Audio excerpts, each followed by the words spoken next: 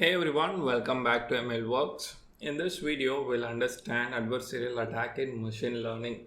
So adversarial attacks helps you to understand the security vulnerabilities of your machine learning model, where we add small amount of noise to the input data such that we can understand how it drastically changes the performance of your model.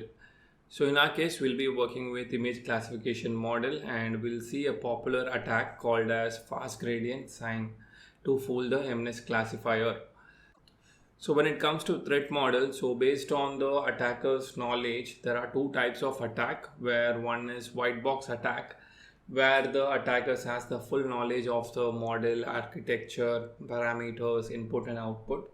When it comes to black box attack, the adversary or the attacker only has access to the input and what is the expected output. Now there could be multiple goals based on this type of information that he has. One is misclassification, where the attacker doesn't care about what the result is misclassified as long as it is misclassified. And then comes source and target misclassification, where the adversary or the attacker changes the input such that it can generate a specific response. So it is trying to change the both source and target classification. So in our case, we'll be performing FGSM attack, which is a white box attack with the goal to perform misclassification. So first let us discuss what is fast gradient sign attack. So this is basically a technique designed to attack the neural network by leveraging the way the neural network learns with the help of gradients. The idea is quite simple. Rather than working to minimize the loss, we maximize the loss by changing the input data as mentioned here. In other words, the attack uses the gradient of the loss with respect to the input data, then adjust the input data to maximize the loss. So consider this specific image where we have accessed the original input image, which is correctly classified as panda. Y is our ground truth label for X, and theta represents the model parameters. And J theta X comma Y is the loss that is used to train the neural network. And the attack back propagates the gradient back to the input data to calculate this gradient value. Then it adjusts the input data by small step, which is 0.007 in the direction that will maximize the loss. The resulting perturbed image, which is X star, is the misclassified by the target network as gibbon, which is still clearly a panda.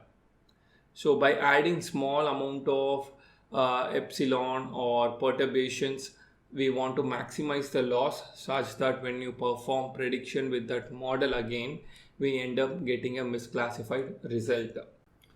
Now let us get into the implementation aspect of it. So first let us import all the necessary packages that are required for running this task. So first we import Torch, then we import neural network module and functional module from Torch.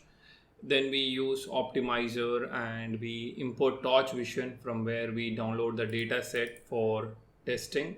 And then we also make use of transforms module to apply data augmentation or applying transformation on top of our images.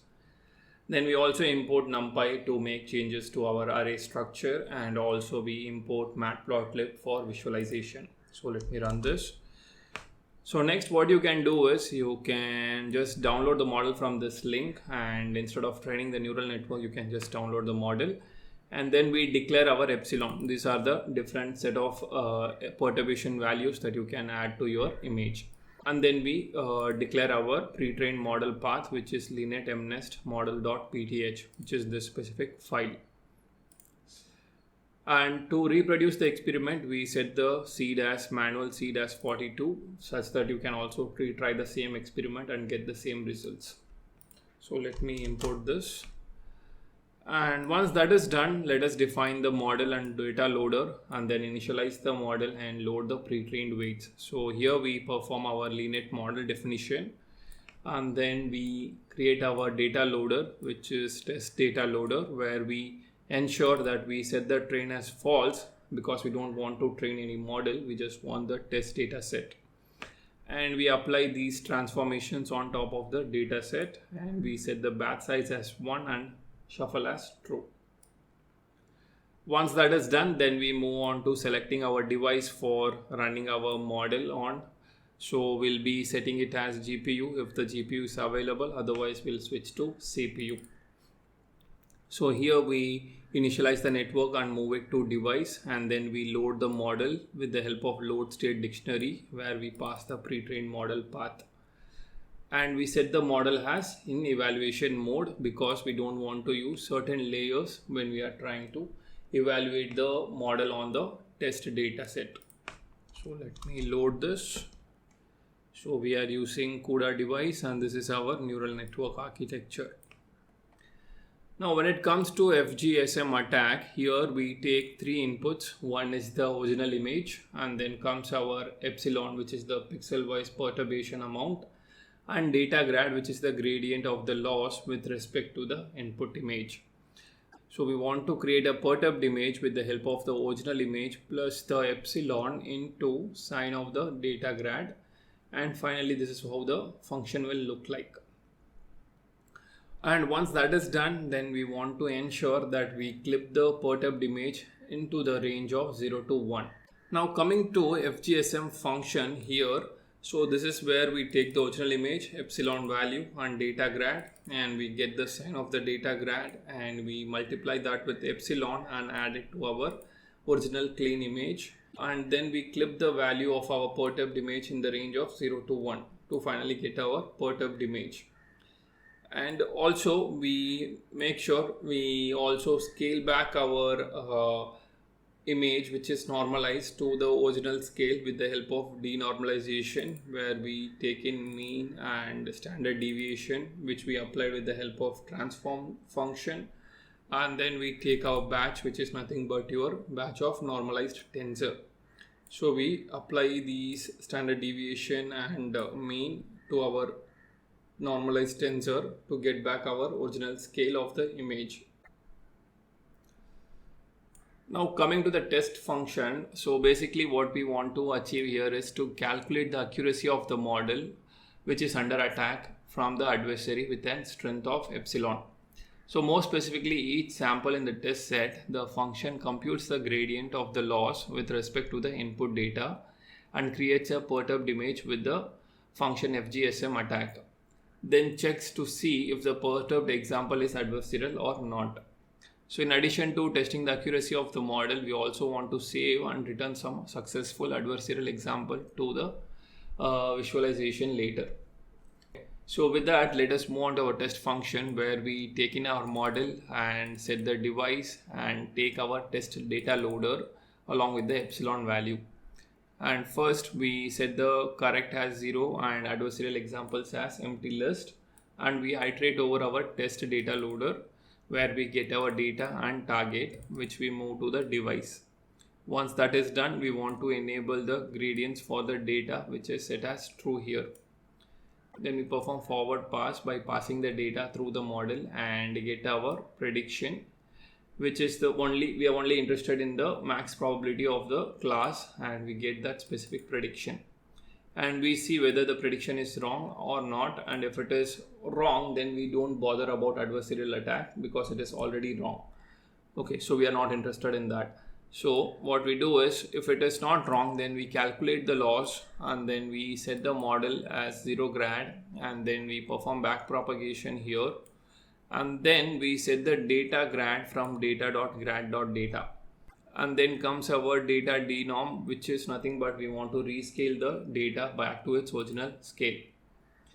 And then we finally call our FGSM attack by passing data denorm, which is the original image, which is the clean one, and then epsilon value and the data grad, and then we reapply the normalization on the perturbed data by the help of transforms.normalize.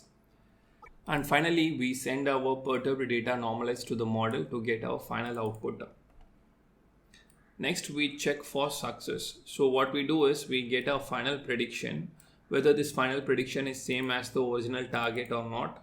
If it is same, then we set the correct as +1, and we also want to make sure in this case where the epsilon is 0, where we are not adding any perturbations to our input data, here we want to store those images and their corresponding data, whatever it was, whatever the sample was. And then comes our scenario where we have this change in the result because of the perturbations, and we want to store those samples and their corresponding class name as well. Okay, once that is done, then we calculate the final accuracy and we say for each epsilon how the test accuracy got affected. So let me run this here, and then let us test out our all the epsilon values with respect to the test data. So here we'll be testing our data or perturbed images with respect to that model and see how it is affecting the accuracy of the model's performance. Okay, so let's wait for it to execute this one. So basically at epsilon 0, the test accuracy is 99.12 for 10,000 images, and next we'll see 0.05, I guess, if I'm not wrong, that is the epsilon value I guess we have set.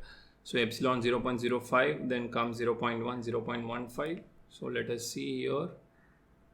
So at epsilon 0.05, the test accuracy has dropped from 99.12 to 96.05.